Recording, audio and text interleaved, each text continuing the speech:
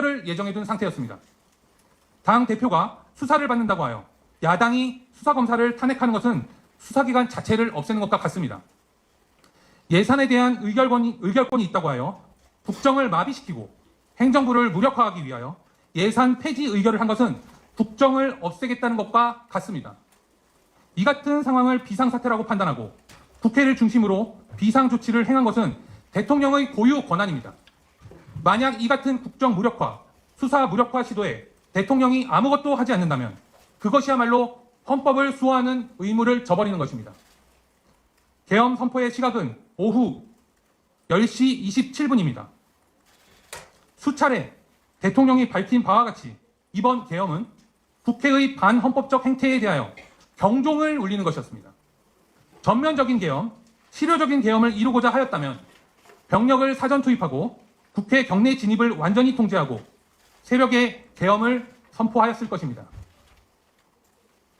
계엄 선포의 시각은 이번 계엄이 본래의 목적과 같이 국회의 경종을 울리고자 한 것이라는 점을 증명하고 실제 국회의 해제 의결 행사를 저해한 바도 없습니다. 당초의 계엄 선포 목적을 달성하기 위한 필요 최소한의 조치만을 행하고 적법하게 해제한 것은 명백한 사실입니다.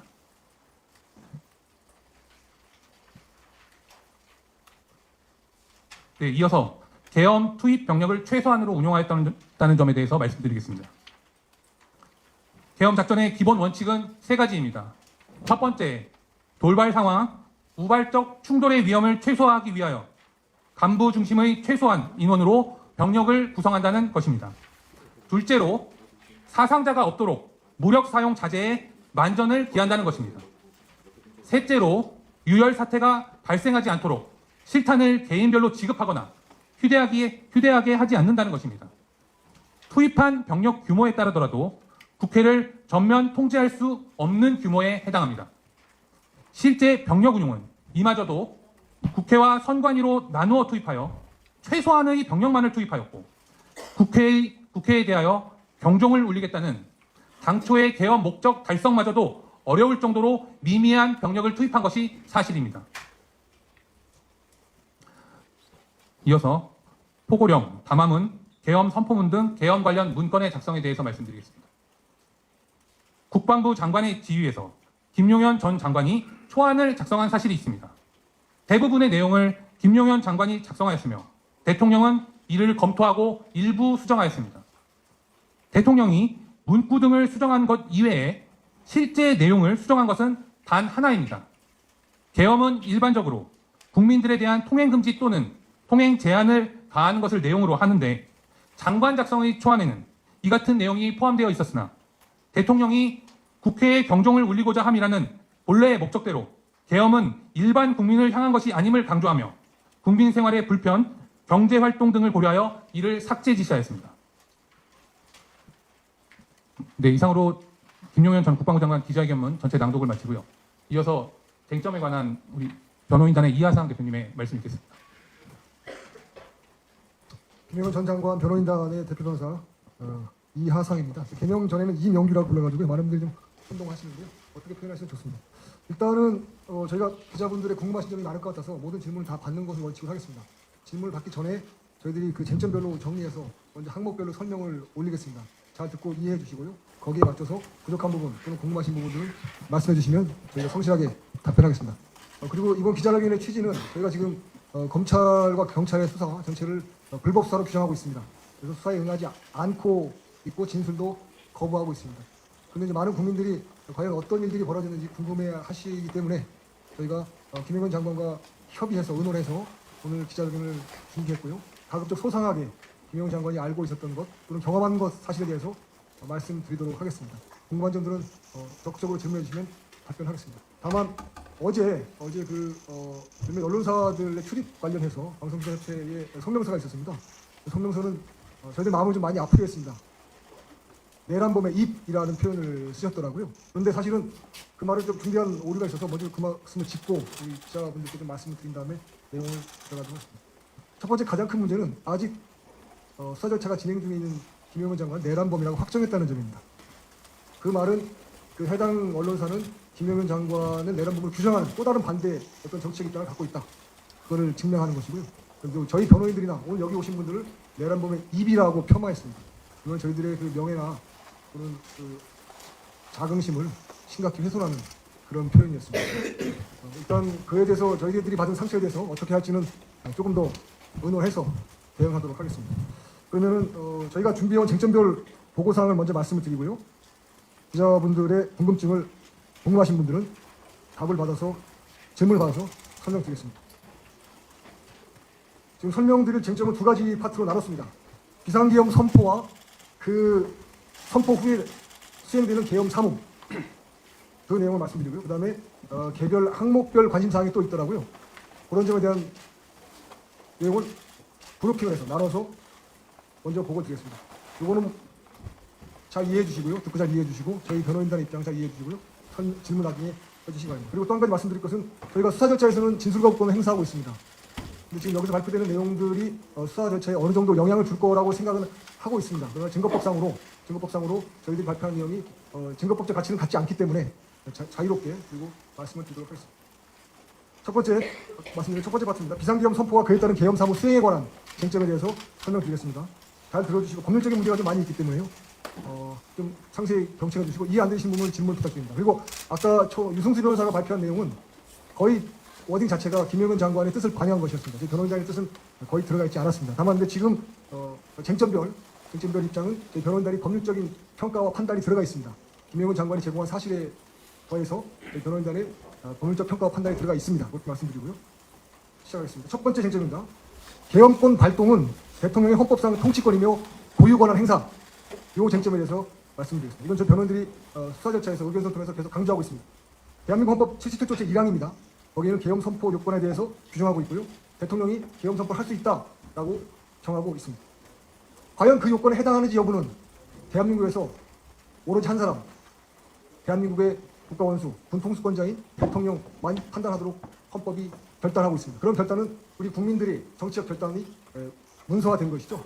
그래서 대한민국 헌법 77조 제1항에 따르면 비상계엄 선포의 요건이 충족되었는가, 선포할 것인가 말 것인가 하는 판단은 오로지 단 한 사람, 대통령만 할 수 있다는 것입니다. 다른 사람은 그에 대한 느낌이나 평가를 할 수 있겠지만 대신할 수는 없습니다. 그 점이 가장 중요한 쟁점이고요. 결국 그렇기 때문에 비상계엄 선포에 관한 대통령의 판단은 통치행위입니다. 통치행위라는 영역은 사법심사의 대상이 되지 않습니다. 수사의 대상이 되지 않고 또 재판의 대상이 되지 않는다는 말씀입니다. 지금 그런데 대한민국의 수사기관들, 공수처, 경찰, 그다음에 검찰이 전부 달려들어서 대통령을 수사하겠다고 나서고 있습니다. 이건 불법입니다. 그리고 영장재판도 지금 법원에서 하고 있습니다. 이것도 불법입니다. 변호인단의 명백한 입장입니다. 왜 그러한 통치권에 대해서는 사법심사나 수사 대상이 되지 않느냐? 통치행위라는 것은 정치행위입니다. 대통령은 국민으로부터 직접 선출된 정치인입니다. 그 정치적 책임을 국민에 대해서 직접 지게 되어 있습니다. 통치행위는 그런 개념적 요소를 갖고 있습니다. 그런데 그런 통치행위에 대해서 선출되지 않은 권력인 수사기관이나 법원이 판단하고 개입하게 되면 대통령의 정치행위를 판사나 검사가 하게 되는 것입니다. 그러면 검사가 정치행위를 하게 되고 결국 판사가 정치행위를 하게 되는 결과가 초래됩니다. 그렇다면 대한민국 헌법에서는 검찰과 법원의 중립을 대원칙으로 선언하고 있습니다. 그런데 판사나 검사가 정치행위의 판단에 관여해서 정치적 평가를 한다면 그 자체가 정치행위가 되기 때문에 정치적 중립성이 무너지는 것입니다. 그렇기 때문에 대한민국 헌법에서는 상권 분립을 규정하고 있고 통치행위에 대해서는 사법심사가 면제된다는 원칙을 선언하고 있습니다. 그런데 지금 현재 벌어지고 있는 수사는 대통령의 통치행위에 대해서 수사권을 발동하고 영장재판권을 발동하고 있습니다. 불법입니다. 이렇게 되면 사법부의 독립이 무너지면 이러한 정치적 행위에 관여했던 정치적 재판으로서 정치행위를 한 판사들은 그 정치적 책임을 져야 됩니다. 정권이 바뀌면 다 물러나가야 되는 것입니다. 이건 우리 헌법이 채택한 사법 독립 또는 준사법관이 검찰의 독립 정신과 어긋나죠. 저희들은 거듭해서 불법 수사와 불법적인 영장재판 또 그 이후에 진행된 재판을 모두 중단할 것을 강력히 요구합니다. 두 번째 쟁점입니다. 저희가 수사받는 과정에서 또 기사를 통해서 많이 보는 것 중에 하나가 계엄 준비 과정을 내란의 모의라는 프레임으로 조사를 하고 있습니다. 이건 명백히 잘못된 것입니다. 왜냐하면 계엄 선포 행위라는 통치행위를 내란으로 보기 때문에 그 전에 준비 행위를 모의, 그 다음에 그 부분이란 계엄 사무 수행 행위를 내란의 실행 이렇게 보고 있는 것이 현재 수사기관의 프레임입니다. 제가 이것은 잘못됐습니다. 통치권 행사로서 대통령 고유 권한 행사로서 비상계엄 선포가 내란이라는 사실을 입증할 수 없기 때문입니다. 입증할 수도 없고요. 입증 방법도 없습니다. 그건 오로지 대통령이 혼자 하고 그 정책 책임을 국민에게 직접 지는 그런 원리로 되어 있기 때문입니다.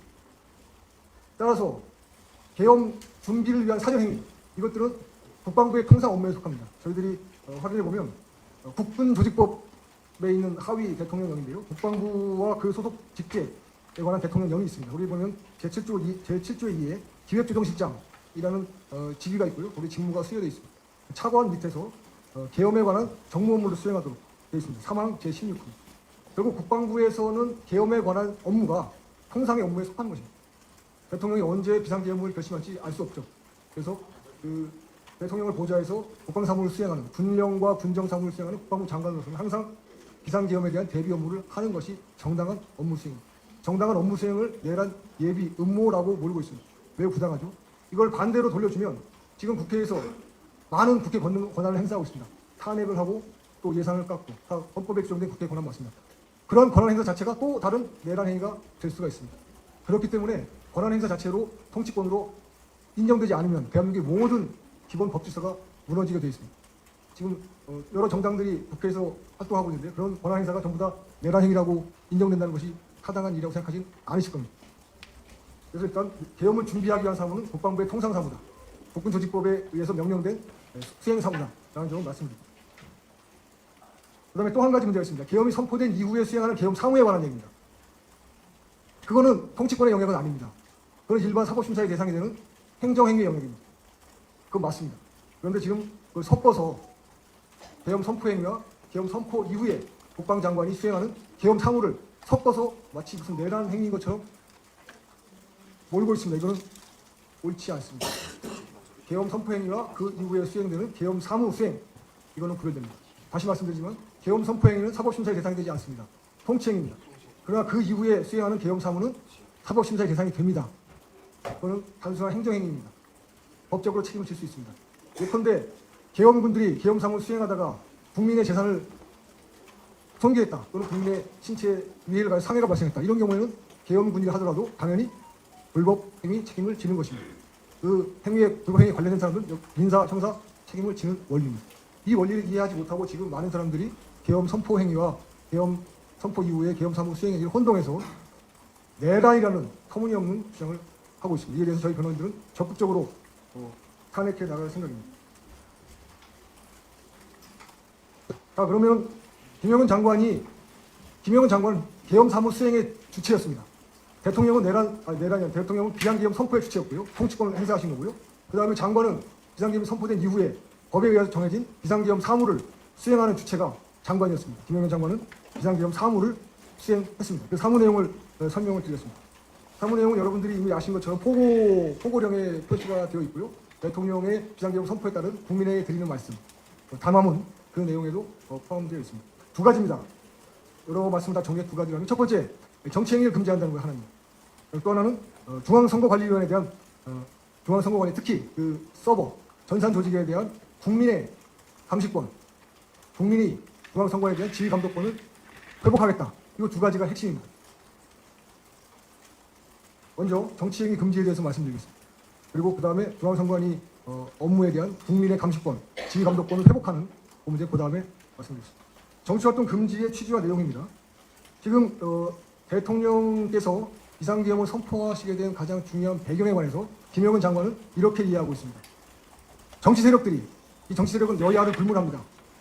여야를 불문하고 정치 세력들이 국회를 숙주로 삼아서 국회의 권능을 악용해서 정치 행위를 하고 있다.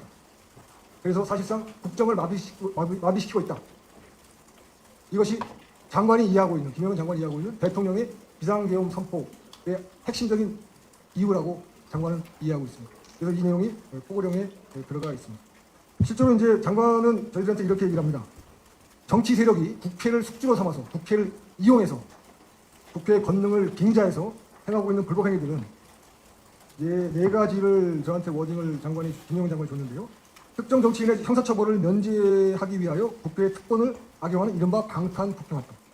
두 번째가 거듭된 공직자 불법 탄핵을 통한 국정 마비.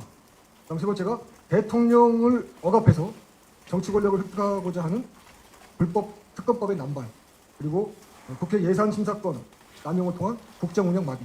이렇게 네 가지를 장관은 정치활동 정치 세력이 국회를 숙주 삼아서 벌이고 있는 불법 행위의 내용들로 이해를 하고 있습니다. 다만 국회의 입법권 자체는 계엄 통제를 받지 않습니다.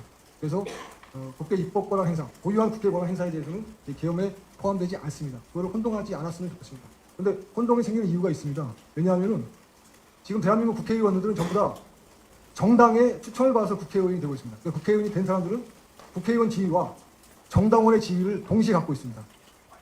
정당원으로서의 활동은 정치활동이 되고요. 국회의원으로서의 활동은 입법부의 활동이 되는 것입니다. 근데 사실은 이게 섞여 있기 때문에 애매하고요. 이 섞여 있다는 것을 악용해서 정치 세력들이 국회를 숙주 삼아서 불법적 국헌문란 활동을 하고 있다는 것이 장관에 의한 대통령의 판단이었습니다. 그래서 정치활동 금지는 반드시 필요하다. 정치 세력이 더 이상 국회를 숙주로 삼아서 국정을 마비시키는, 국헌을 문란시키는 행위를 못하게 막아야 되겠다라는 것이 정치활동 금지의 핵심 내용이었습니다. 두 번째입니다. 중앙선거관리위원회에 대한 국민감시권, 지휘감독권 회복입니다. 대통령께서 담화문에서 국민에게 드리는 말씀에서 강조하신 것처럼 중앙선관위에 대한 어떠한 사법적 통제나 사법적 심사가 단 한 번도 없었습니다. 단 한 번도 없었습니다. 담화문에 나오는 것처럼 서버에 대한 국정원의 감사, 감사원의 감사 모두 거부했고요. 국정원에서 보안 점검을 하자고 했을 때도 가상의 서버를 제공했다고 합니다. 실제 서버에 접근한 것이 아니고 담화에 나오는 말씀입니다.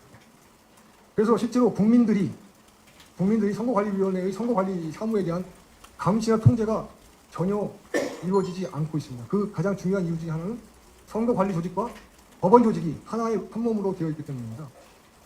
그래서 어떠한 선거관리위원회의 행위에 대한 재판을 하면 법원은 예외 없이 선거관리위원회 편을 듭니다.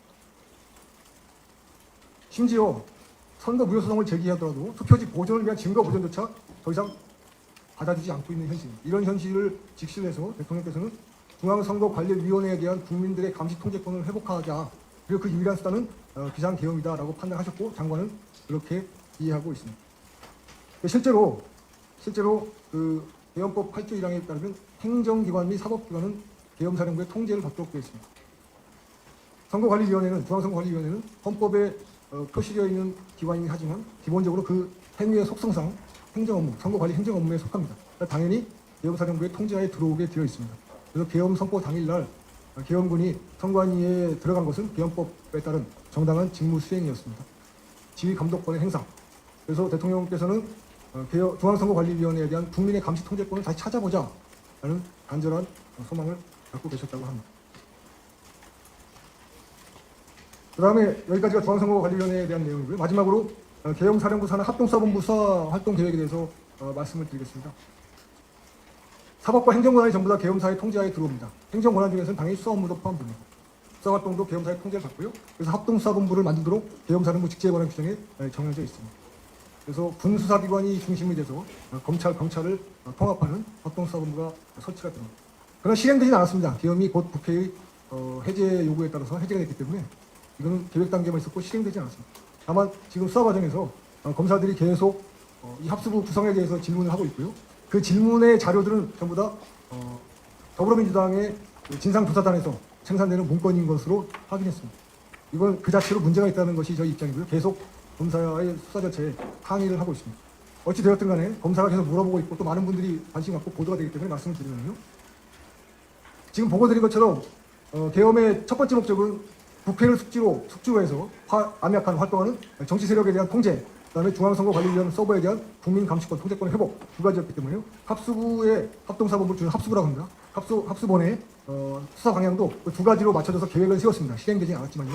그래서 수사단을 두 개를 설치하는 걸로 계획을 세웠습니다. 제1수사단이 있고 제2수사단이 있습니다. 1수사단에서는 정치행위 관련 일반적인 포고령 위반 사범들에 대한 수사권 행사를 담당하기로 예정되어 있었습니다. 그리고 두 번째 제2수사단은 중앙선거관리위원회 서버에 대한 사무들, 선거 부정에 대한 수사가 예정되어 있었다고 합니다. 장관께서는 저희들한테 이렇게 얘기했습니다. 선거 부정은 여러 가지 형태가 있는데 두 가지로 추려서 계엄사령부에서는 그 수사 방향을 잡고자 했다고 얘기합니다. 첫 번째 여론 조작입니다. 정당법에 따르면 정당의 본질적인 목적은 국민의 정치적 의사 형성이라고 되어 있습니다. 올바른 정치적 의사 형성을 방해하는 것이 여론 조작이죠.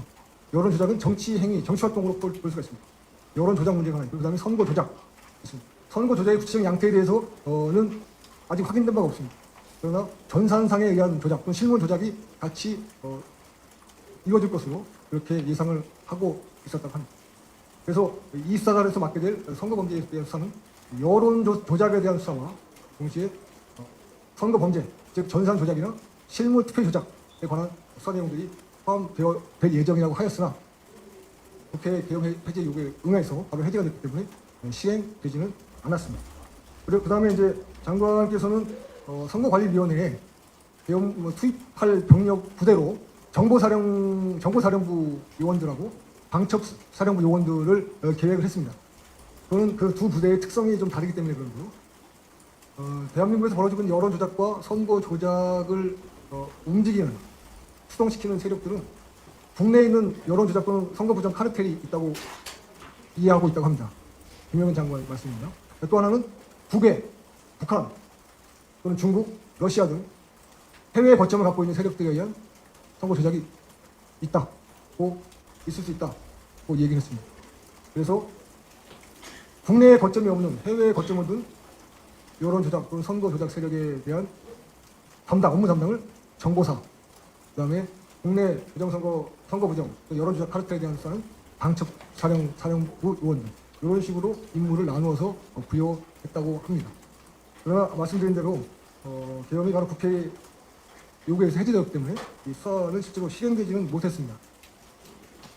아까 다시 말씀드리지만 실행되지 않은 일일 뿐만 아니라 이런 것들은 계엄 사무에 속하는 일이기 때문에 계엄 선포 행위, 대통령의 통치거나 행사하는 계엄 선포 행위는 엄연히 구별되야 된다는 점을 이해해 주시기 바랍니다. 그것이 이해 안 하고 혼동하면 그것이 바로 국민들을 현혹시키고 국민들을 호도하는 그런 언론이 될 수 있습니다. 그 점에 주의해 주시기 바랍니다. 관심 사항별, 특히 항목별 관심 사항에 대해서 말씀드리겠습니다. 이것만 설명드리고 궁금하시면 질문 받도록 하겠습니다. 세 꼭지를 준비했습니다. 노상원 전 정보사령관 관련 문제, 그 다음에 대통령이 사령관들이나 경찰청장에 대해서 어떤 지시를 했다는 내용, 또 세 번째 꼭지가 체포자 명단 및 체포자 운영에 관련된 거, 이렇게 일단 정리했고요. 빠진 것도 있는데 그런 것들은 질문을 받고 답변 드리도록 하겠습니다. 첫 번째입니다. 노상원 전 정보사령관 관련입니다. 노상원 전 정보사령관은 우선 대통령과는 전혀 관련이 없는 사람입니다. 대통령은 전혀 모르는 사람이고요. 김영은 장관이 김영은 장관 육사 3기 후배고 근무 중에 경력이 겹치면서 같이 근무한 적이 몇 번 있었던 사람이라고 합니다. 그리고 비상계엄 선포 전이나 선포 후 계엄 사무 수행에 관해서도 전혀 관련이 없는 인물입니다. 다만 노상원 전 정보사령관은 정보사령관을 역임했기 때문에 정보 분야, 즉 해외 정보사령부의 고유 역할이죠. 해외 정보 취득과 취급, 그다음에 해외에 나가 있는 정보사 요원들, 이른바 블랙 요원이라고 하는 그런 요원들에 대한 관리 업무에 능통한 사람이었습니다. 그래서 그런 분야에 대해서 전직 정보사령관으로서 지득한 경험, 지식 또는 판단에 대한 자문을 구했다고 합니다. 국방장관의 자문을 제공하는 역할을 한 것은 맞습니다. 김영은 장관이 노상원 전 정보사령관으로부터 제공받은 자문은 두 가지였다고 합니다. 첫 번째는 2024년 8월이죠. 얼마 안 됐습니다. 8월경에 수사를 통해서 확인된 정보사령부 군무원의 정보사 블랙요원 정보 유출에 관한 사건. 그 사건을 수습을 하는 입장에 있었습니다. 김영은 장관이 9월 6일 날 취임했습니다. 그래서 이 벌어진 사건을 수습해서 정보사령부의 기능을 회복하고 그다음에 훼손된 그 정보 라인을 다시 복구하는 것이 필요했는데 신뢰하고 자문을 받을 만한 사람으로 노상원 전 정보사령관을 선택해서 그에 관한 자문을 드렸습니다. 두 번째는 중앙선거관리위원회 서버에 대한 국외 세력의 간섭 및 개입에 대한 자문을 얻었다고 합니다. 노상원 전 정보사령관이 정보사령관 업무를 하면서 국외 정보 업무를 많이 했기 때문에 해외에 거점을 둔 세력이 국내에 어떤 전산 침입, 특히 선관위를 노리는 활동들이 있었다는 그런 지식과 경험을 갖고 있다고 합니다. 그래서 그에 관한 자문을 취직했다고 합니다. 그리고 국방부 장관은 법에 의해서 외부인의 자문을 구할 수 있습니다. 특히 법상으로 외부인을 포함한 국무회의를 조직할 수도 있고요. 자문기구로. 또 국무회의에서는 외부인을 불러다가 직접 자문을 받도록 하는 그런 절차도 마련되어 있습니다. 국방부 및 그 소속기관 직제에 관한 영에 나와 있습니다. 그래서 김영은 장관은 법에 규정된 범위 내에서 노상원 전 정보사령관으로부터 적법한 범위 내에서 자문을 받았다. 그 이상의 관여는 없었습니다. 그리고 노상원 전 정보사령관은 육사 41기로서요. 김영은 장관의 3기수 후배인데요. 매우 머리가 좋은 사람이었다고. 41기 수석 입학을 했고요. 그다음에 소령 시절에는 일본에 장기 파견 가서 유학 생활도 하고, 그다음에 직무 내내 군에 근무한 동안에 내내 직무 성적이 매우 우수한 자원이었다고 합니다. 그래서 그러한 자문을 받을 만한, 그리고 정보사령관이 역임했기 때문에 자문을 구할 만한 충분한 능력이 있는 사람이었다라는 것이 김영은 장관의 말씀입니다. 두 번째 꼭지입니다. 대통령이 계엄 당일, 즉 국회 본회의장에서 국회의원들이 모여서 계엄 해제 결의를 하던 그 무렵에 곽종근 특전사령관, 그다음에 조지호 경찰청장에게 전화를 여러 번 했다. 이런 진술들이 언론에 많이 보도가 됐고요. 또 저희들도 신문 과정에서 검사를 통해서 들었습니다. 그러나 그런 건 사실이 아니라는 것이 김영은 장관의 확고한 생각이십니다. 판단입니다. 그 이유를 설명드리겠습니다. 첫 번째는 대통령이 검찰총장을 지내시고 수사 및 보안 업무를 오래 평생 해오신 분이라서 지시나 명령의 출납 원리에 대해서 정확히 이해하시는 분이라는 점입니다. 예를 들어서 계엄사무가 지금 국방부 장관에 의해서 지휘가 이루어지는데, 그 지휘를 받는 특전사령관, 또 거기에 협조를 받는 경찰청장에게 직접 전화해서 지시하면 이 지시 라인에 혼선이 생긴다는 것이 김영은 장관의 말씀입니다. 그래서 그런 식의 지시를 내리시지 않는다라는 것이 김영은 장관의 말씀입니다. 두 번째는요, 대통령께서는 2024년 12월 3일 계엄 선포가 22시 27분인데요. 자정 가까울 무렵에 장관에게 이미 국회의원들에 대한 출입을 막거나 의사활동을 막지는 마라라고 명확히 지시를 했다고 합니다. 그런 지시가 장관에게 내려왔는데, 그 이후에 다시 또 장관의 지휘를 받는 특전사령관이나 경찰청장에게 그에 반하는 지시를 할 수 없다. 이건 대통령이 말하는 대통령의 지휘라인을, 명령을 출납하는 이런 걸 원리 정확히 알고 계시기 때문에 그런 일은 절대 있을 수 없다라고 김영은 장관이 말씀합니다. 또 한 가지는 잘 아시겠지만 계엄군이 국회의사당에 도착한 시점이 가장 빠른 헬기로 투입된 특임단이었는데요. 23시 48분이었습니다. 23시 48분이었기 때문에 병력을 정비해서 국회 본청에 들어가기 위한 시간만 해도 상당히 소요가 됐습니다. 따라서 그 시간상으로 봤을 때도 그런 지시를 할 수 있는 상황이 아니다, 그런 말씀을 드리겠습니다. 그다음에 또 하나, 경찰청장에 대한 지시도 여러 번 나옵니다. 조지호 청장은 특히 6번이나 받았다, 이런 진술이 있는 것으로 언론에 보도가 있습니다. 근데 실제 진술인지는 모르겠습니다. 언론 보도에 따르면 그런 보도가 있었는데요.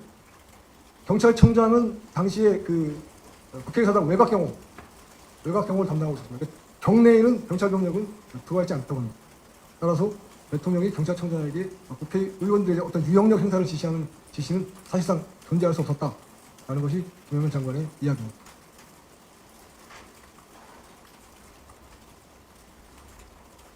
그다음에 마지막으로 체포자 명단하고 체포조 운영에 관해서 말씀드리겠습니다. 계엄사령관은 계엄법 제9조 1항에 따라서 포고령 위반자 등에 대한 체포 권한을 갖습니다. 그러나 계엄 선포 직후에 포고령 위반자나 또는 계엄법 다른 법령 위반자들이 특정될 수는 없죠. 확정될 수는 없는 상황이기 때문에 체포자 명단은 없었습니다. 장관의 명확한 생각이 있습니다. 체포자 명단은 있을 수가 없는, 체포자가 특정이 안 되는데 어떻게 체포자 명단이 있을 수 있겠느냐라는 것이 김영은 장관의 이야기입니다. 다만 이런 점이 하나 있었습니다. 포고령 제1호 포고령이죠. 1조에서는 정치활동 금지가 포함되어 있습니다. 따라서 정치활동이 예상되는 사람들, 즉 각 당의 대표라든지 주요 당직자들, 이런 사람들은 향후 정치활동을 업으로 하는 사람들이기 때문에 정치활동이 예상이 됩니다. 그런 사람들에 대해서는 잠재적 정치활동 예상자로 판단하고 예방활동을 할 수 있다, 그렇게 판단했다고 합니다. 다만 이 점에 대해서 장관의 지휘를 받았던 사령관들 중에서는 체포자 명단이 있다라고 진술하신 분들이 있는 것으로 알고 있는데요. 장관께서는 이런 입장입니다. 만약에 그 사람들이 사령관들이 거짓말을 했다고는 판단하지 않는다.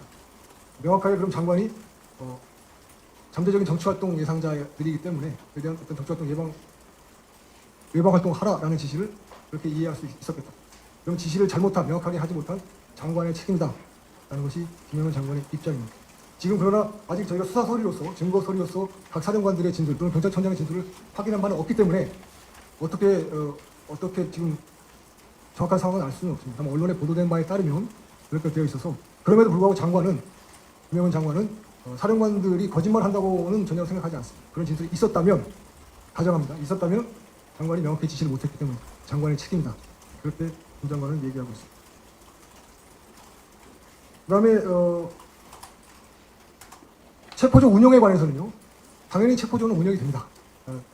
군사법원법에 따르면 수사 권한을 갖는 조직이 두 개가 있습니다. 군사경찰, 그다음에 군방첩대가 있습니다. 군방첩사령부 소속 요원들 있죠. 보안 업무를 수사하고 국가보안법사분들 수사하고 그런 조직들에서는 당연히 체포조를 운영을 합니다. 검찰청에서도 항상 형미집자 검거팀, 체포팀 운영하는 건 마찬가지 원리죠. 그래서 체포조 운영 계획을 세우는 것은 당연한 계엄 사무에 속하는 통상 업무다. 이렇게 말씀드리죠. 그래서 근데 이 문제가 체포자 명단이 있고 그 명단에 있는 사람들을 잡기 위해서 체포조가 운영된 것처럼 이렇게 보도가 되고 있어서 그 점은 바로 잡아주시기 바랍니다. 전혀 사실과 다릅니다. 여기까지 저희가 준비한 항목별 내용이고요. 이제 기자분들 궁금하신 거 있으면 받겠는데요. 진행은 유승희 변호사가 질문을 받아서 저희가 답변하는 것으로 하겠습니다. 네, 질문하신 기자님들께서 손을 들어주시면 마이크를 갖다 드리도록 하겠습니다. 그러면 그 소속하고 기자님 성함을 좀 말씀해 주시기 바랍니다.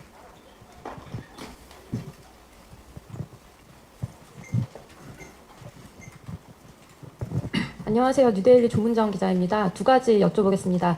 먼저 민주당과 국수보는 노상원 전 정보사령관의 수첩을 근거로 해서 윤 대통령과 김 전 장관이 북한의 무력 남침 기획, 즉 계엄 명분 만들기 부품을 기획했다고 주장하고 있습니다. 이에 대한 사실 확인을 부탁드리고요. 이 부품 공작이 가능한 일인지 말씀 부탁드립니다. 그리고 두 번째는요. 경찰이 내란죄뿐 아니라 외환죄로까지 몰아가고 있는데 정보사령관의 범죄 혐의가 사실인지 궁금합니다. 이게 또 김용현 전 장관의 지시인지 그리고 윤 대통령의 지시인지 이것도 궁금합니다. 감사합니다.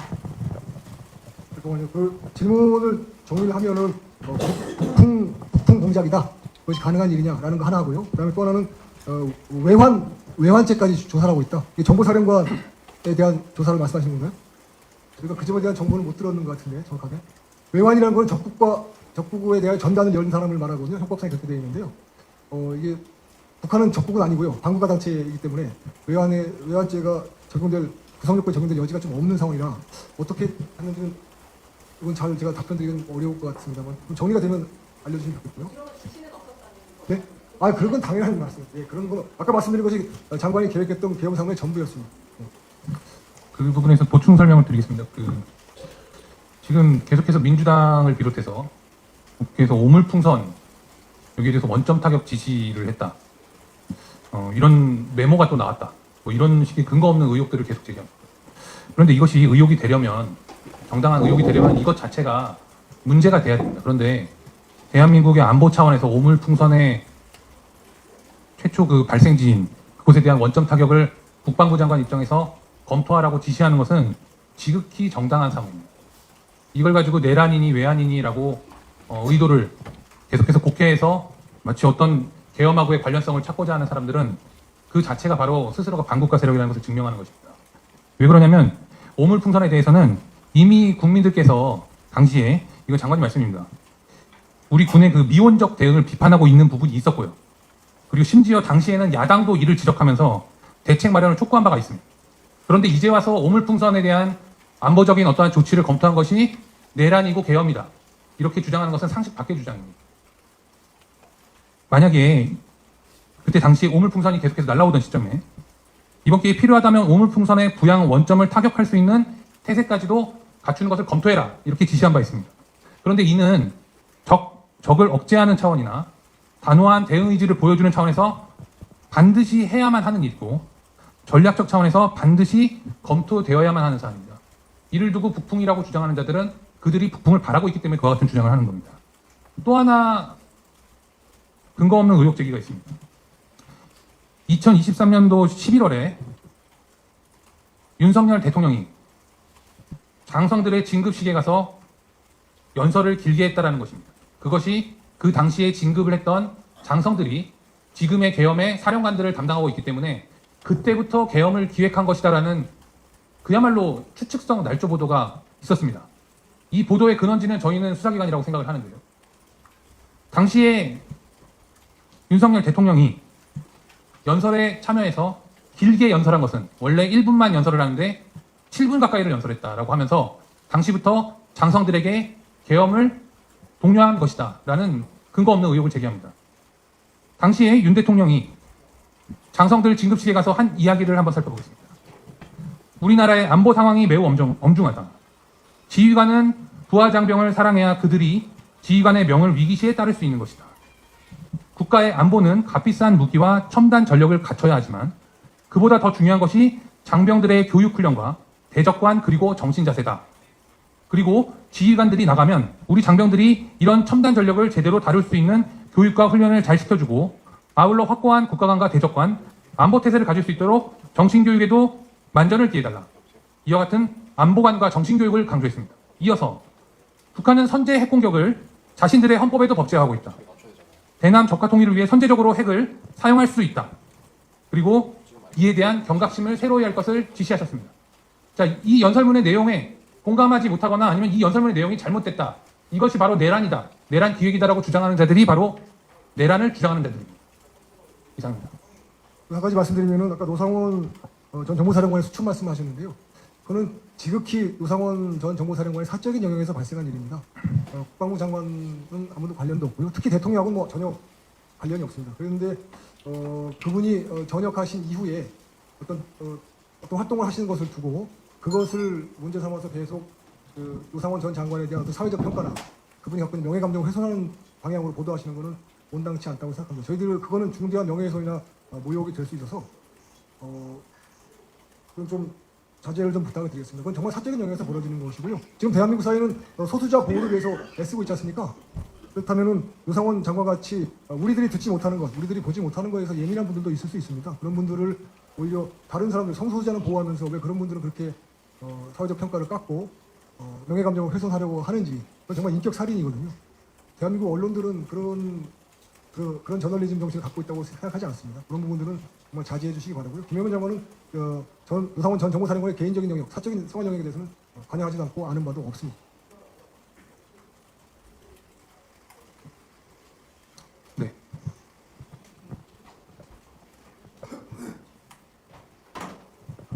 예, 저 조선일보 유정원이라고 하는데요. 첫 번째로는 이제 장관께서 그 대통령에게 비상계엄을 건의했다. 뭐 이런 보도들도 나오고 있고 이제 일부에서는 대통령이 이제 올 초 혹은 뭐 작년 말부터 사석에서 이제 계엄의 필요성을 언급하셨다. 이런 보도들도 계속 나오고 있는데요.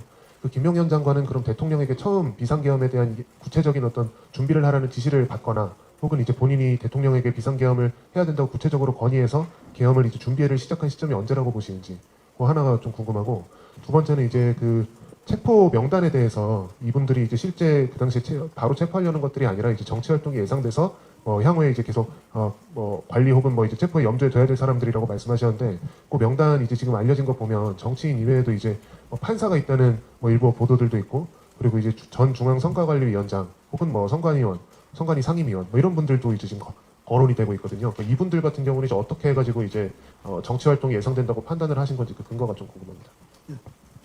첫 번째 이제 그 계엄 건의 시점에 대해서 물어보신 걸로 이해하면 되겠습니까? 예, 계엄 건의 혹은 이제 대통령께서 지시하신 구체적인 시점. 예. 김 장관의 말씀에 따르면 대통령께서는 늘 국가와 국민을 위해서 어떻게 일할 수 있느냐라는 걸 고민했다고 합니다. 왜냐하면 9월 6일 국방부 장관으로 취임하기 전에는 경호처장을 했습니다. 그래서 대통령과 가까이 지내는 시간이 많았다고 하고요. 대통령하고 이야기할 시간이 많이 있었는데 놀라울 정도로 국민과 국가에 대해서 항상 고민하고 생각했다고 합니다. 지금 여러 가지 대한민국에서 많은 문제가 있지 않습니까? 그런 문제들을 해결하기 위해서 자신이 할 수 있는 것이 무엇인지 늘 경호처장이었던, 그 당시 경호처장이니까요. 김용현 전 장관과 이야기를 했다고 합니다. 여러 가지 문제가 생기는데 그 문제를 해결할 수 있는 옵션들도 있습니다. 저런 문제가 어떻게 해결하면 되겠느냐. 특히 그래서 정치 세력에 의해서 놀이터가 되어버린, 정치 세력의 놀이터가 되어버린, 어떤 권력지장의 놀이터가 되어버린 국회에 관한 문제들, 그다음에 예산에 관한 문제, 이렇게 많은 문제들이 있었는데 이걸 해결하기 위한 대통령의 선택, 정책 선택은 무엇이 있겠느냐라는 그런 말씀도 자주 하셨다고 하고요. 그 해결하기 위한 옵션으로서, 선택 방법으로서 계엄이 언급된 것은 그거는 특정하게 시점을 말씀하기는 어렵다고 했습니다. 그럼 비상조치니까요. 헌법에 규정된 비상대권이니까 비상대권을 건 정말 비상 상황이지 않습니까? 그렇기 때문에 그것에 대한 이야기가 언제 나왔는지는 정확히 특정하지 못하겠는데 최근 들어서 정치 세력이 국회를 어떤 숙주 삼아서 벌이고 있는 여러 가지 그 국회 권능을 악용한 불법 행위들, 이런 행위들이 극심해지면서 그 도가 넘어서면서 아마 비상대권의 발동을 고려하신 것으로 김영우 장관을 이해하고 있습니다. 그러니까 오래되지는 않았던 것으로 이렇게 김영우 장관을 얘기해 줬습니다. 두 번째 질문은 그 체포자 명단이 돌고 있는데 그중에 판사도 있고 선거관리위원 퇴직한 사람도 있고 이런 건 어떻게 되느냐라고 말씀하셨는데 장관의 기본적인 방침은 아까 말씀드린 정치행위가 금지됐기 때문에 당연히 정치를 업으로 하는 사람들은 정치행위 할 수밖에 없었습니까?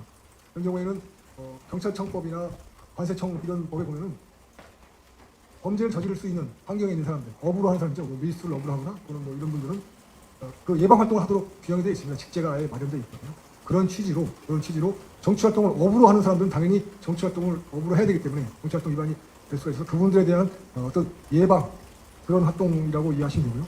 판사의 이름이 있거나 이런 거는 장관은 전혀 모르고 있습니다. 다만 이제 정치 활동 중에는 아까 말씀드린 것처럼 여론 조작이 포함됩니다. 정치라는 것이 대법원 판례에 따르면은 정치 권력 획득을 위한 투쟁 과정이다 이렇게 대법원에서 판시를 한 바가 있습니다. 정치 권력 획득을 위해서는 사실은 국민의 정치적 의사 형성 그리고 형성된 정치 의사가 나에게 유리하게 작용해야 될 것을 전제로 하는데요.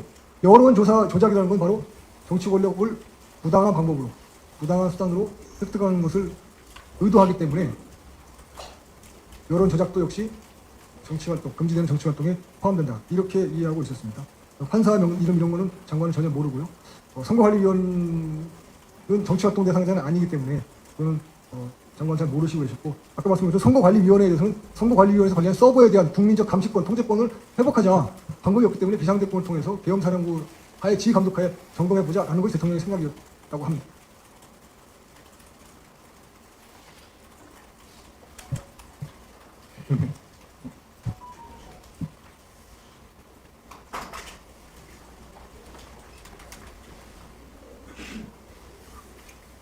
경제 구체인 기자인데요.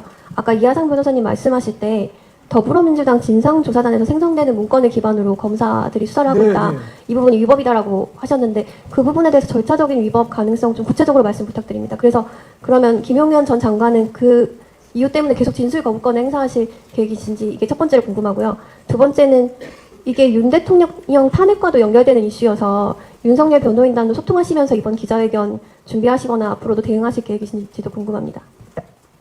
첫 번째 질문이 아까 그 문건 네, 더불어민주당. 더불어민주당 문건하고 진술거부권을 계속 행사할 것이냐 그거 하나하고 윤석열 대통령의 변호인단과 소통하느냐 이렇게 말씀드리겠습니다. 첫 번째 것인데요. 더불어민주당에서 진상조사 활동을 할 수는 있습니다. 그거는 뭐 정당의 활동이기 때문에 할 수는 있습니다. 다만 그렇게 취득된 정보라는 것은 검증되지 않은 정보지 않습니까? 그럼 그거를 고발장 또는 진정서, 뭐 수사 요청서 형식으로 정식으로 문건을 접수를 해야 됩니다. 그러면 검사는 그걸 받아서 제출자로부터 그 제출 취지를 확인하고 그 정보가 어디서 왔는지 확인한 다음에 그 다음에 객관적인 증거를 갖고 김영우 장관에게 물어보는 것이 절차입니다. 그건 검찰청 사건사무규칙 그런 검찰청법의 기본 원칙입니다. 그렇지 않으면 어떤 문제가 생기냐면요 청탁 수사가 가능합니다. 수사권을 갖고 있는 수사기관에 아는 사람이 있어서 나 이런 피해를 당했어 이렇게 누가 했다고 하더라 라는 말을 듣고 수사를 개시하면 청탁 수사가 됩니다. 국가 공권력이 공적 자원이 개인적인 요구에 따라서 사용되는 이거 불법이죠. 명백한 불법입니다. 그런 걸 막기 위해서 항상 고소, 고발 또는 진정, 뭐 수사 요청서 형식으로 접수를 해서 처리해야 되는데 이번 사건 수사를 보면 검사가 어떠한 그런 절차 없이 더불어민주당 진상조사단에서 행사한 문건을 그대로 갖고 와서 그걸 읽어주면서 신문을 합니다. 저는 변호사 형사변론을 오래 해왔지만 그런 건 처음 봤습니다. 그 자체가 특정한 정치 세력이 이 사건 수사에 개입하고 있다. 검찰의 수사가 정치적 중립성을 잃고 특정 정치 세력의 도구로 전락했다라고 믿을 수밖에 없었습니다. 한두 번이 아닙니다. 계속 그런 일이 반복되고 있습니다. 저희 계속 요청을 했습니다. 정식으로 고발, 고소 또는 진정, 수사 요청서를 접수해서 확인한 후에 진행하라. 그러나 듣지 않습니다. 그래서 저희 불법이라고 하고요. 당연히 진술거부권을 계속 행사하고 수사 자체도 거부한다는 입장입니다.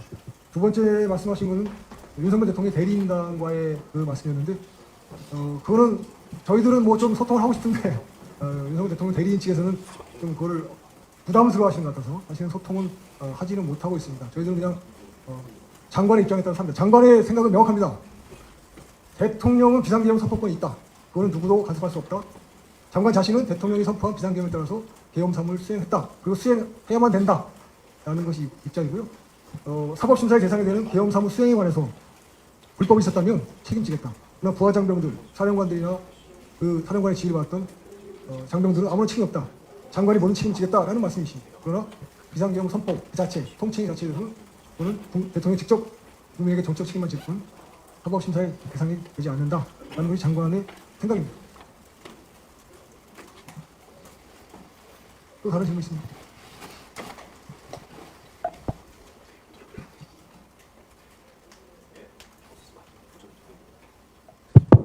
예, 아주경제입니다. 그 주장 내용 보시면 어디시라고 하셨는지 잘 못했어요. 아주경제입니다. 예, 예. 네. 그 중간에 이제 기자님 죄송한데 성함도 같이 좀 말씀해 주시죠. 아주경제 권경자입니다. 계엄 투입 병력 최소한의 운용 그 부분 보시면은 병력 운동은 이마저도 국회와 선관위 나누어 최소한의 병력만을 투입하였고라고 나오고 있습니다. 근데 지난 20일 중앙일보 보도를 보면요, 윤 대통령이 계엄 당일에 상황실에 방문해가지고 어떻게 됐냐 물어보니까 김 장관이 500명 투입했다고 국회 그렇게 말하니까 부족하니까 1000명 투입해라, 이 보도가 이미 나왔습니다. 그런데 뭘 자꾸 최소한의 병력만 투입했다고 하는 건지 이게 좀 납득이 안 되고요. 그 보도에 대해서 김 장관 어떤 입장을 가지고 계신지도 좀 궁금합니다. 근데 죄송한데요. 뭘 자꾸 그렇게 말한다는 말씀을 조금 질문하시는 거로 좀 그렇습니다. 어떤 사실이 정해져 있는데 그와 다르게 우리가 얘기를 해서 화가 나신다 이런 뜻인가요? 그런 뜻은 아니시겠죠? 아닌데 입장을 궁금합니다. 예. 김 장관에게 확인한 바에 따르면 김 장관은 계엄 내내 지휘통제실, 국방부 지휘통제실에 있었다고 합니다. 대통령께서는 국회 계엄 해제 결의가 있은 후에 지휘통제실에 한 차례 방문하셨다고 합니다. 이미 시점상으로 계엄 해제가 있었기 때문에 더 이상 뭐 병력 추가 투입 지시나 이런 것이 가능한 상황이 아니었다는 것입니다. 김 장관께서는 그 점에서 그렇게 저희에게 설명해 주셨습니다.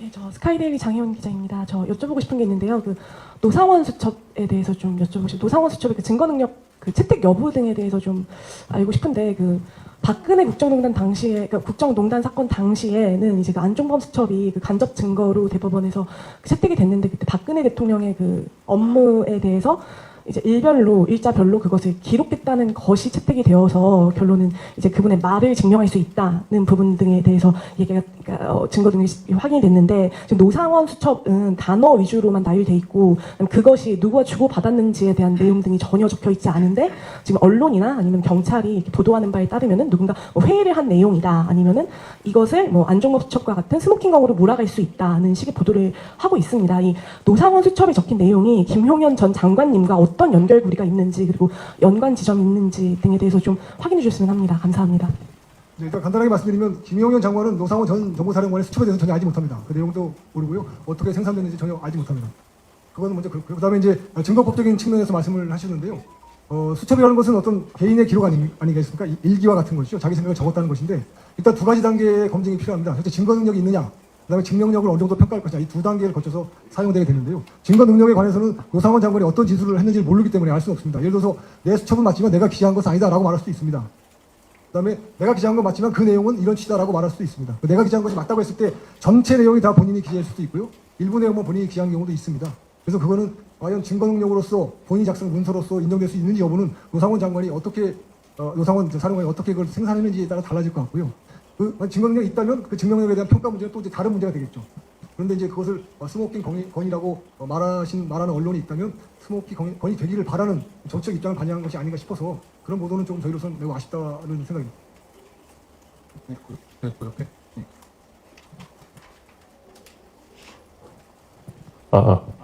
예, 경향신문의 허진무 기자입니다. 두 가지 질문 드리고 싶은데요. 그 야당에서 제기하고 있는 그 북한 공격설, 여기에는 여러 가지가 있는데 그 중에 하나로 예전에 그 북한에서 그 이제 대한민국에서 평양에 무인기를 보내서 삐라를 살포했다 이렇게 주장을 한 적이 있습니다. 여기에 대해서 그때 장관님께서 명확하게 대답을 해주시지 않은 걸로 알고 있는데요. 이 부분에 대한 사실관계가 하나 궁금하고요. 그 다음에 두 번째로 장관님이 이제 그 대통령님께 그 계엄을 건의하는 과정을 거쳤다면은 그 계엄법에 따르면은 국방부 장관이 건의를 할 때는 국무총리를 거치게 되어 있습니다. 그래서 한덕수 국무총리가 이 계획의 중간에 선에 있었는지, 그리고 한덕수 국무총리도 이 계획을 알고 있었다고 봐야 되는지 궁금합니다. 첫 번째 그 야당에서 더불어민주당에서 말씀한다는 북한 공격설, 무인기 사건은 이 계엄하고 관련이 있는가 잘 모르겠습니다. 왜냐하면 제가 이 문제는 장관한테 따로 확인해보지 않았거든요. 필요하시다면 이건 나중에 확인해서 말씀드리겠는데 계엄 사무하고는 직접 이슈가 안 됐기 때문에 이거는 지금 바로 답변드리기 어려울 것 같아서 나중에 따로 말씀드리겠습니다. 두 번째 말씀은 계엄 건의에 관한 말씀인데 그 계엄법에 따르면은 국방부 장관 또는 행정안전부 장관은 국무총리를 거쳐 대통령에 건의한다 이렇게 규정이 되어 있습니다. 그리고 그날 국무회의가 있었죠. 국무회의가 있었는데 사전에 국무총리에게 먼저 보고를 하고 표현을 드리자면 먼저 보고를 하고 말씀을 드리고 그다음에 대통령에게 건의를 하는 절차를 밟았다고 김 장관이 명확하게 얘기했습니다. 그러니까 뭐 시점이 시간적인 이 간격이 얼마나 기냐 짧으냐 문제인데 국무총리는 장관으로부터 먼저 들어서 대통령보다 알았다는 거죠. 거쳐서 갔기 때문에. 그것이 장관의 명확한 설명입니다. 그런데 이제 한 가지 재미삼아 말씀드리자면 검사는 그 부분을 제대로 이해하지 못하고 신문했습니다. 국무총리가 건의해야 되는 거 아니냐 이런 신문했습니다. 그래서 저희가 항의를 했죠. 조문을 다시 한번 확인해 보자. 개헌법을 보니까 국방부 장관 또는 행안부 장관은 국무총리를 거쳐 건의한다. 그러니까 건의 주체가 국방부 장관과 행안부 장관인데 검사가 사실 그런 거 이해하지 못한 상태 신문해가지고 저희들이 강력히 항의했던 그런 이슈 중에 하나였습니다. 저 변호사님 죄송한데 추가로 그러면은 언제 건의하셨는지 좀 알 수 있을까요? 구체적인 시점을? 법률상의 건의하고 사실상의 건의가 있을 수 있지 않습니까? 지금 말씀하신 개헌법상의 건의는 국무회의 과정에서 그런 것이고요. 아까 말씀드린 것처럼 대통령이 생각하는 대한민국의 문제, 국회 여러 가지 문제를 해결하기 위한 수단으로서 헌법이 규정한 비상대권을 발동할 것이라는 결심이 쓴 것은 그리고 그 시점에 건의가 이루어졌다고 봐야 되는데 그거는 지금 시점상으로 정확하게 딱 집어서 말하기 좀 어렵습니다. 조금 이해해 주시기 바랍니다. 네, 저 니케이의 공원영 기자라고 합니다. 관련해서 더 좀 질문드리고 싶은 게 지금 그 한덕수 총리라든지 그 관련 출석했던 장관들이 이게 뭐 정상적인 국무회의가 아니었다라든지 또 어떤 절차적으로 좀 흠결이 있다라든지 이런 말씀들을 좀 국회에 나와서 발언을 하셨고 그 관련된 그런 의사결정 과정이 이게 문서로 남아 있는지 문서를 통해서 결정됐는지 이런 그 절차적 정당성에 대한 그 의문들이 좀 제기되고 있는 것 같은데요. 이 부분에 대해서 뭐 장관님이 어떤 말씀을 하신 게 있는지 궁금합니다. 그 이슈가 최근에 언론에 나왔습니다. 그래서 제가 한번 여쭤봤고요. 답변을 들어왔는데요. 일단은 절차적 위법은 없다는 것이 장관의 생각이십니다. 판단이시고요. 왜냐하면은 국무회의에 관해서는 그 심의기구로 되어 있습니다. 그리고 그 국무회의 규정에 보면 의결을 요하는 사항과 보고를 요하는 사항으로 또 구별되어 있고요. 이 경우에는 각자 의견을 듣고 대통령에게 최종적인 판단을 받는 그런 절차로 진행이 됐다고 합니다. 회의록이 작성됐는지 여부에 대해서 저희 장관은 명확하게 잘 모르고 있었습니다. 회의록 작성에 관한 절차가 국무회의 규정에 따로 정해져 있습니다. 거기에 따라서 진행됐을 거라고 판단하고 있고요. 실제 어떻게 되는지 잘 모르겠습니다. 다만 언론에 따르면 또 뭐 부서에 관한 이야기도 나오긴 하는데 저희가 관련 규정을 좀 찾아봤더니 헌법에는 대통령의 행위는 법상에 있는 문서로 한다. 그리고 총리와 장관이 관계장관입니다. 관계장관이 부서한다라고 되어 있습니다. 그런데 실제 법령을 찾아보시면 아시겠지만 총리와 장관, 관계장관의 부서 규정이 정해져 있는 법이 많지가 않습니다. 법률 등 공포에 관한 법률에는 명확하게 총리와 관계장관의 부서가 딱 명시되어 있습니다. 그 다음에 남북관계 관련 법에도 역시 합의서 등의 총리와 관계장관의 부서 규정이 명확히 명시되어 있는데 개헌법에는 그런 명시 규정이 없습니다. 개헌명령을 발령할 때 총리와 관계장관의 부서가 필요하다는 규정은 따로 없습니다. 그래서 법리상으로 부서가 없었다고 해서 없었다고 가정했을 때 그것이 효력에 영향을 주는지에 대해서는 저희로서는 문제 없다 그런 입장이고요. 특히 그 인터뷰를 한 사람이 그 외교부 장관 조태용이라고 들었는데 그 사람은 관계장관이 아니기 때문에 계엄 사무 관련된 장관이 아니기 때문에 부서의 권한이나 의무 자체가 없습니다. 그러니까 적절치 않은 발언이었다는 걸 저희들의 평가입니다. 네, 시간 관계로 한 분 정도만 더 질문을 받고 마치도록 하겠습니다.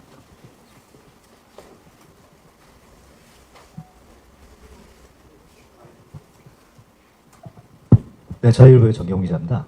지금 이제 다른 분들은 다들 팩트체크 쪽 위주로 하시는데 저는 좀 다른 걸 좀 여쭤보고 싶습니다. 이미 답변이 나왔을 수도 있는데 지금 현재까지 이제 지금 개헌 관련돼서 그 이후에 여러 가지 조치들에 대한 그 보도들을 보면 아까 지금 변호사님들께서 지적하신 것처럼 팩트체크가 완벽하게 되지 않은 보도들이 굉장히 많이 나오고 있거든요. 특히 이제 여기에 대해서 특히 김 장관님에 대해 가지고도 이제 이런저런 말들이 많은데 혹시 여기에 대해서 현재 장관님께서 느끼신 심정 같은 거 전달이 가능하실까요?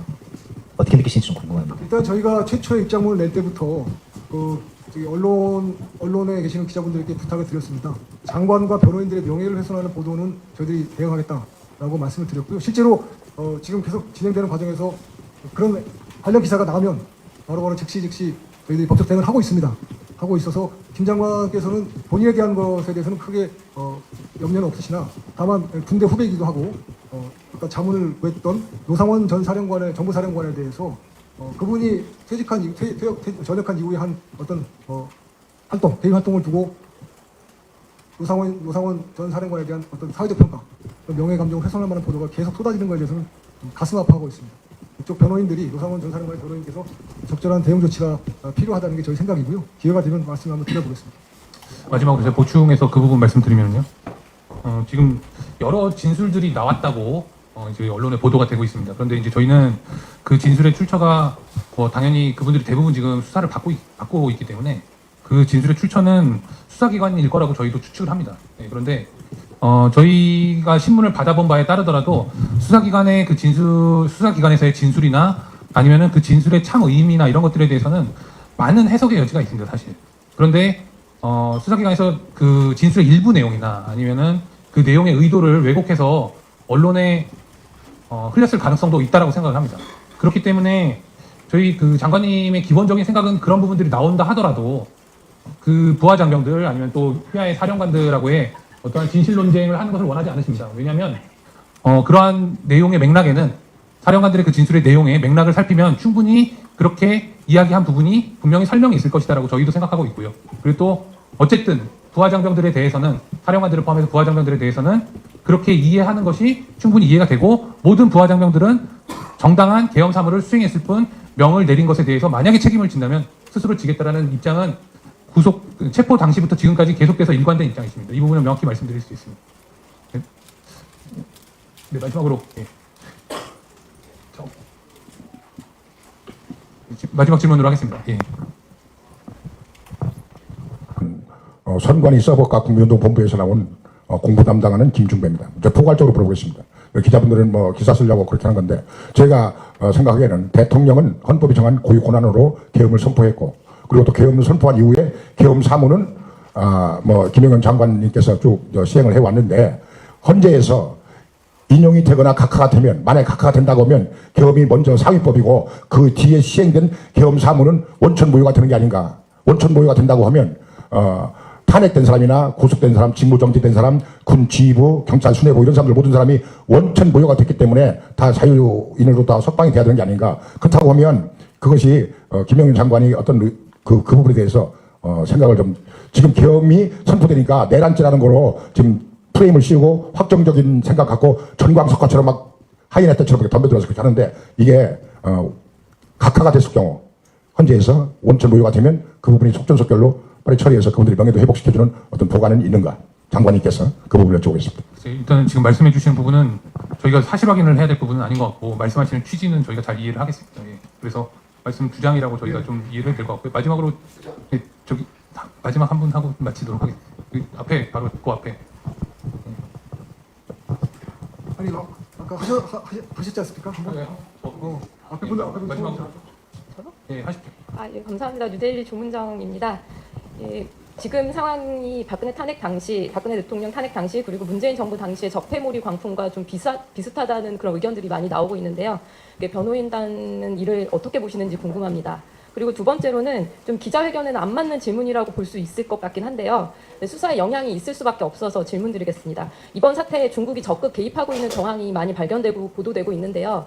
이에 대한 변호인단의 대책이 있으신지 궁금합니다.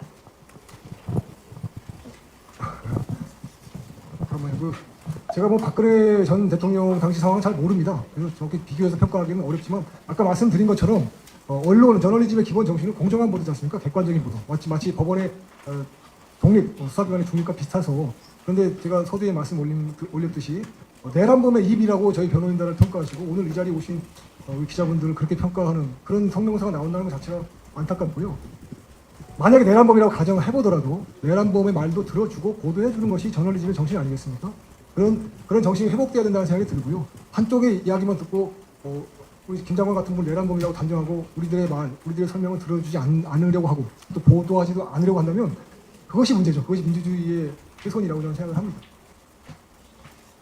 그리고 뭐 외국이나 적극의 적극 개입 부분에 대해서는 아까 전에 좀 말씀드린 바가 있습니다. 그 정보사령관이나 정보사가 수사요원으로 편성되고자 하는 취지, 당시 실행이 됐든 안 됐든 간에 그러한 취지를 살려서 사실은 계엄이 이루어진 것이라고 생각을 합니다. 저희가 이해하기로는. 그래서 지금 서버, 특히나 이제 중앙선거관리위원회 서버에 대해서는 국민적 의혹이 이제 많이 제기가 되고 있는데 그 의혹의 중심에 있는 것은 바로 외국, 특정 어디라고 지금 이 자리에 칭하기는 뭐합니다만, 예, 그 외국에 대해서 분명한 조작 시도나 이런 것들이 개연성이 충분히 있다고 의혹이 제기되고 있는 상황이었기 때문에 그러한 의혹을 확인하기 위해서 서버를 사실 점검하고자 한 것입니다. 그래서 이런 부분들은 이후에 저희가 재판 과정에서라도 그 계엄의 정당성 부분하고 직결되는 부분이기 때문에 충실히 좀 사실 확인을 해서 대응하도록 하겠습니다.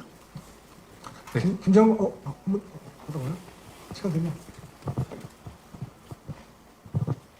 네, 저 뉴스원 윤주현 기자라고 합니다. 다름이 아니라 관련해서 아까 노 사령관 말씀 관련해서 장관이 이제 그 사적인 영역 관련해서 이제 안타까움을 느끼고 있다 이런 식으로 말씀하셨는데 결국 장관님의 입장은 그러면 그 관련해서 사전에 모의했던 정황이라던가 뭐 이런 일체 부분들에 대해서는 알지 못한다는 말씀이신 건지. 일단 워딩이 모의라는 워딩은 저희가 수긍할 수가 없습니다. 모의라는 말은 적절치 않은 말입니다. 그러니까 일부 언론 보도에 따르면 네, 그런 의혹들이 나오는데 그런 부분들을 인지하고 계신 건지. 어떤 뭐를 모의했다는 말씀이시죠? 그러니까 기존에 모여서 이제 그 관련해서 수첩 뭐 의혹이라든지 여러 가지 의혹들이 나오고 있는데 관련해서는 인지를 하고 계신 건지 아니면 아예 아시는 부분이 없는 건지. 네, 그거는 모릅니다. 네, 그리고 모의라는 말을 지금 써시는 거는 좀 적절치 않습니다. 왜냐하면 제가 여러분들 기자분들께 오늘 여기 오시기 위해서 데스크하고 모의하셨습니까? 이렇게 물어보는 건 적절치 않지 않습니까? 그래서 그런 말씀을 또 질문하시면 저희들이 아픕니다. 그래서 좀 이해해 주시고요. 그다음에 장관께서 꼭 하나 당부하시는 말씀이 하나 있었어요. 생각이 나서 말씀을 드립니다. 장관이나 대통령 모두 이 계엄이 오래 지속될 거라고 생각하지 않으셨습니다. 그게 중요합니다. 왜 그러냐면은 아까 말씀드린 것처럼 이제 대한민국의 여러 가지 원인의 가장 그 핵심에 정치 세력에 의해서 장악된 국회, 그리고 국회가 원래 헌법이 정한 고유한 기능을 못하고 있다는 이 문제점, 그리고 선거 조작과 여론 조작의 문제점, 중앙선관위가 어떠한 통제도 받지 않은 이 문제점을 대통령의 비상대권, 비상계엄 선포를 통해서 를 확인하지 않으면 안 된다. 그래서 국민들이 좀 인식을 하자. 대통령도 이렇게 어렵다. 대통령이 국가 원수이고 어떤 최고 통수권자이지만 중앙선관위 서버 한 번 국민의 감시를 받지 못하게 하고 있는 상황이다. 이런 안타까움에서 그리고 정치 세력에 의해서 국회가 저들의 놀이터가 됐다는 이런 사실들을 국민들이 깨닫게 하고 인식하게 하기 위해서 대통령은 자신이 주어진 헌법상의 권한, 대통령만 쓸 수 있는 헌법상의 권한, 비상대권을 사용했다고 합니다. 그래서 뭐 계엄을 장기간으로 끌어서 어떤 계엄 정보 유도하거나 또는 국회의 권력을 제압하거나 이런 생각은 그건 법률상 가능하지도 않고요. 전혀 그런 의도가 없었다. 그래서 실제로 많은 국민들이 선거, 부정선거, 여론 조작 문제에서 인식하게 되시고 또 정치 세력에 의해서 놀이터가 된 국회의 문제점도 인식하게 되었다. 장관은 그 정도가 이 계엄의 성과다 이렇게 평가하고 있다고 합니다. 네, 긴 시간 고생 많으셨습니다. 저희가 뭐 잘 아시는 것처럼 구속기한 만료로 인해서 금주내 아마 장관님에 대한 기소가 이루어질 것으로 예상하고 있습니다. 그래서 저희도 사실은 뭐 기자님들께서 많은 요청을 해주셨지만 사실 확인이나 이런 것들이 상당히 제한적이었다는 것을 많이 이해를 해주실 것이라고 믿고요. 다만 앞으로 조금 더 저희도 접견이나 이 부분에 대해서 여유가 생기게 되면은 기자님들께서 궁금해하시거나 한 부분들은 적극적으로 사실 확인을 해서 저희 입장을 알려드리도록 하겠습니다. 이후에 또 기자회견이 예정될 수도 있고요. 그런 것들 다 모아서 하기 위해서. 네, 아무튼 오늘 참석해 주셔서 감사드리고요. 저희 끝까지 경청해 주셔서 감사합니다. 마치도록 하겠습니다.